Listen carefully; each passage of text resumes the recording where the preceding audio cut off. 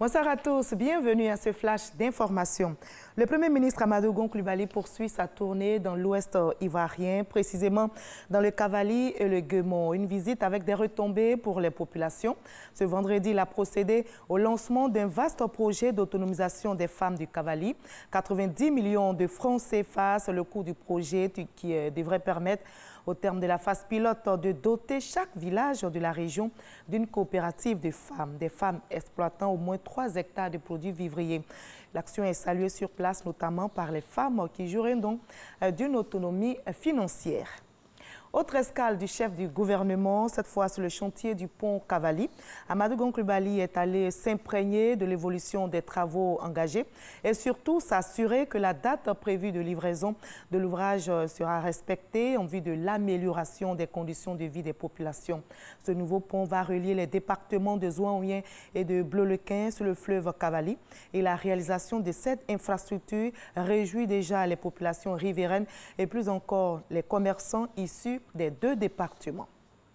Ici à Biguin, le projet de loi relatif à l'adoption a été adopté à l'unanimité par les députés membres de la Commission des affaires générales et institutionnelles.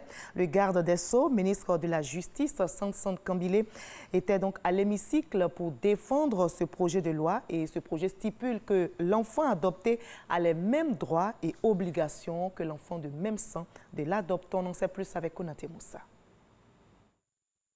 Le projet de loi relatif à l'adoption donne toutes les garanties visant à protéger l'enfant adopté. Désormais, l'enfant adopté a les mêmes droits et obligations qu'un enfant de même sang de l'adoptant.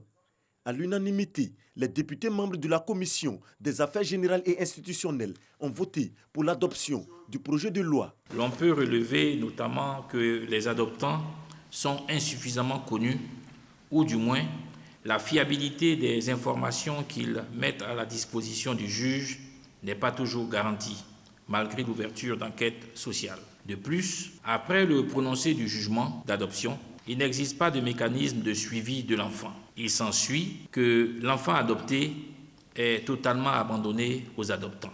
Le dispositif légal relatif à l'adoption avait donc besoin d'être revisité afin de prendre en compte les préoccupations évoquées. Il était également nécessaire de le conformer aux conventions internationales. L'adoption ne peut se faire que par décision de justice. Le projet de loi prévoit la mise en place d'une autorité centrale pour l'adoption.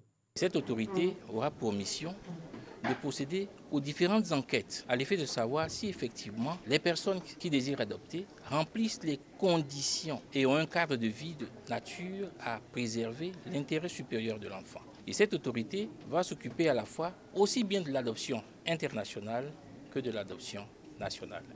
Les députés ont également adopté le projet de loi portant ratification de l'ordonnance portant code de procédure civile, commerciale et administrative.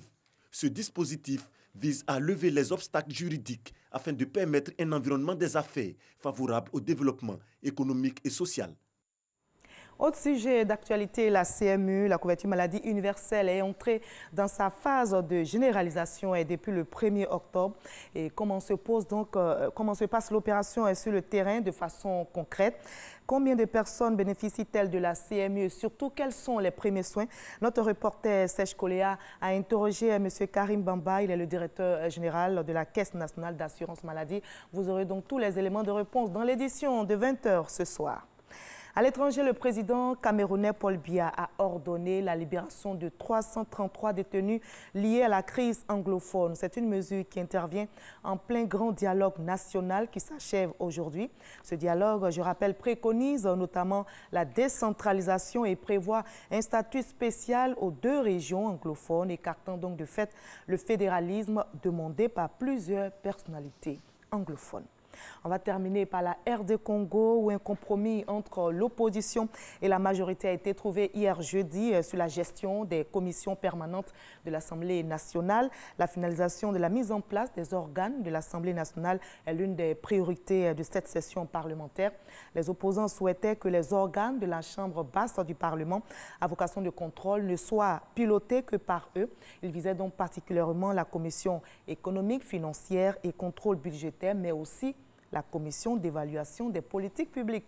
C'est ici que l'on s'arrête pour ce flash, mais restez avec nous. Vous allez suivre l'info régionale qui vous donne toutes les informations concernant nos régions ici en Côte d'Ivoire. Et moi, je vous retrouve avec plaisir à 20h à tout à l'heure.